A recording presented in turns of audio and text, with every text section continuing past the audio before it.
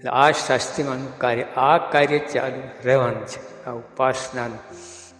પ્રમુખ સ્વામી મહારાજ જ્યારે નોર્થ અમેરિકાની અંદર અક્ષરધામ બનાવવાનો સંકલ્પ કર્યો તે વખતે એમના મનની અંદર એવું હશે કે હિન્દુ સંસ્કૃતિ અને સ્વામિનારાયણ સંપ્રદાયના સિદ્ધાંતો એ સનાતન વાત સમગ્ર દુનિયાને મળે. એટલે સ્વામીનું કાર્ય ચાલુ રહેશે એટલું નહીં, વધશે.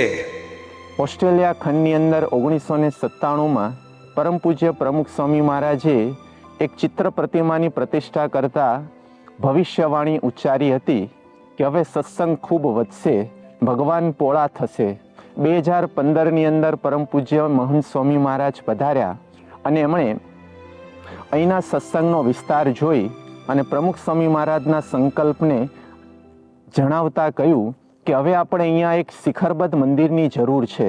વધશે, મલ્ટીપ્લાય. સત્સંગનો જે વિકાસ છે એને હજારો વર્ષ સુધી અવિચળ રાખવા માટે, સ્થિર રાખવા માટે, પ્રગતિના પંથે રાખવા માટે પ્રગટ બ્રહ્મ સ્વરૂપ પરમ પૂજ્ય મહંત સ્વામી મહારાજે સુરતની ધરતી ઉપર અક્ષરધામ બનાવવાનો એક સંકલ્પ કર્યો. અને શુદ્ધ ભાવથી, શુદ્ધ ઉપાસના, શુદ્ધ ભાવથી.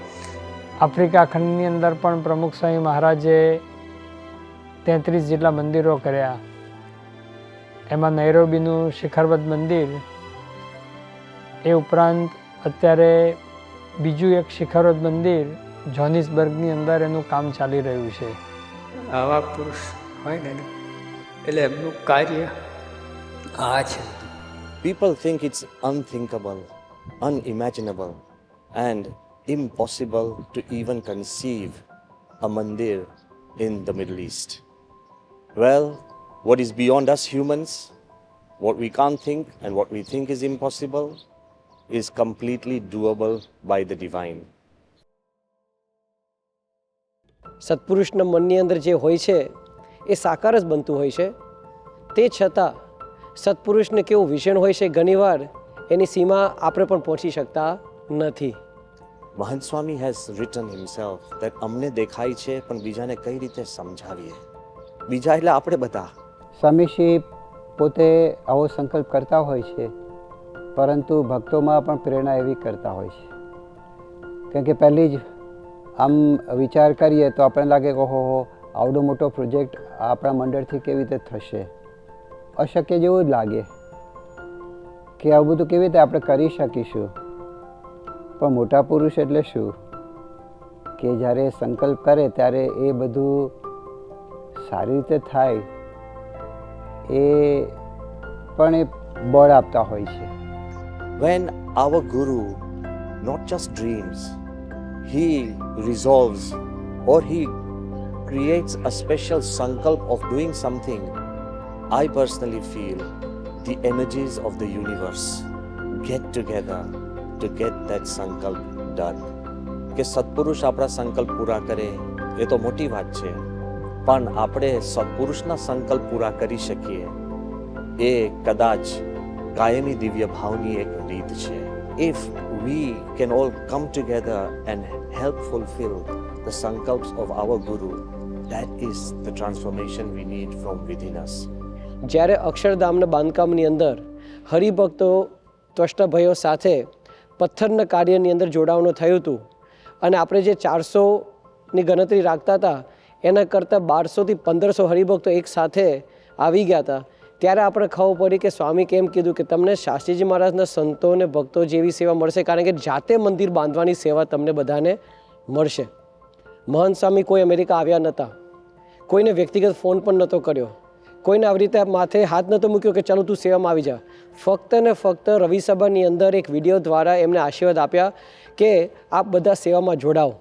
નોકરી કરતો હોય તો નોકરીમાં પણ તમે રજા લઈ લો, તમે ભણતા હોય તો ચિંતા ન કરો, તો ભણવાનું મૂકીને તમે ભણવાનું પછી થશે, ધંધો હોય તો ધંધાને બીજા સોંપીને તમે સેવામાં જોડાઓ. પણ એટલું જ છે કે જ્યારે ગુરુની આજ્ઞા થઈ, એમનો સંકલ્પ છે એટલે સાક્ષાત ભગવાનનો સંકલ્પ છે અને એ જ કરવાના છે, એટલે આમાં કોઈ વિચાર જ ન હોય. મંદિર નિર્માણના કાર્યની અંદર સમર્પણ કરવા માટે તૈયાર થઈ ગયા પરમ પૂજ્ય મહંત સ્વામી મહારાજે કહ્યું, માટે બધા મંડી પડો. બાળકો પોતાના સેવિંગ્સમાં જે કંઈ પણ હોય એ બધું જ અક્ષરધામ માટે આપી રહ્યા છે. કિશોરો કે જેઓ યુનિની અંદર અભ્યાસ કરી રહ્યા છે, અભ્યાસની સાથે સાથે નોકરી અને જે પણ આવે એ બધું જ તેઓએ આ મંદિર નિર્માણ માટે આપવાની શરૂઆત કરી દીધી છે. સ્વામીએ આજ્ઞા કરી કે અક્ષરધામ આપણે 10 વર્ષમાં પૂર્ણ કરવું છે, માટે પોતાની આવકમાંથી 50%નો ધર્માદો પ્રોજેક્ટ પૂરો ન થાય ત્યાં સુધી સૌએ કરવો. તો સ્વામીની આજ્ઞા પ્રમાણે કેટલા બધા હરિભક્તો એવા છે કે જેમને અનુકૂળતા થઈ તેઓ 50%, 60%, 70%, 80% સુધીનો ધર્માદો પોતે કરી રહ્યા છે. પોતાની કેપેસિટી હોય એના કરતાં ડબલ, 5 ગણું, 10 ગણું, 11 ગણું કે એના કરતાં પણ અધિક યોગદાન આપ્યું. પરમ પૂજ્ય સ્વામી શ્રી સુરતના ભક્તોને એક વખત એવી વાત કરેલી કે સુરત અક્ષરધામમાં જે સેવા કરશે એના બદલામાં ભગવાન તમને ઘણું આપશે, આ લોકનું આપશે અને પરલોકનું પણ આપશે. એક વાક્યમાં કહેવું હોય તો કહી શકાય કે his vision, our mission. There were devotees who've gone home to home, spreading the message, knocking on doors to actually ask people to be a part of this dream. More than 60,000 people from across the world, from different races, religions, different professions, and different regions of the world have come and placed a brick, their commitment for the mandir. કેટલાક બાળકોને બધાએ તો કેવા નિયમો લીધા છે કે જ્યાં સુધી આ મંદિર ન થાય, પ્રતિષ્ઠા ન થાય ત્યાં સુધી ચોકલેટ ન ખાવી, ચીઝ ન ખાવી કે બીજું કંઈ આવા જે એમને ભાવતી આઈટમો હોય એ ન ખાવી, એવા નિયમો પણ ઘણા બધા બાળકોને બાલિકાઓએ લીધા છે. સાથે ઘણા બધા ઉપવાસ કરે છે, ચૈન ઉપવાસ કરે છે.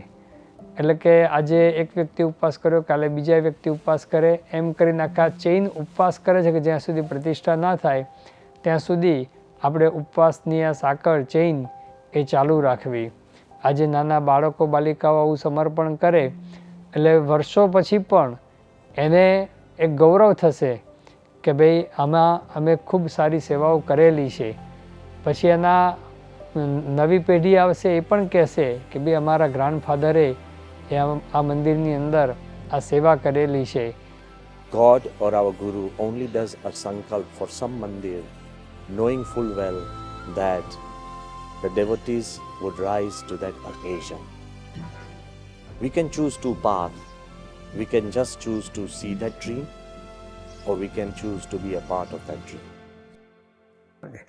આપણે શંકા કુશંકા કર્યા એના બહાર આવો મેદાનમાં અને સ્વામી જે ગોધન પર ઉપાડ્યો ટેકો આપો, બસ આટલું જ કહું. સહેદાન સાંઈ મહારાજ.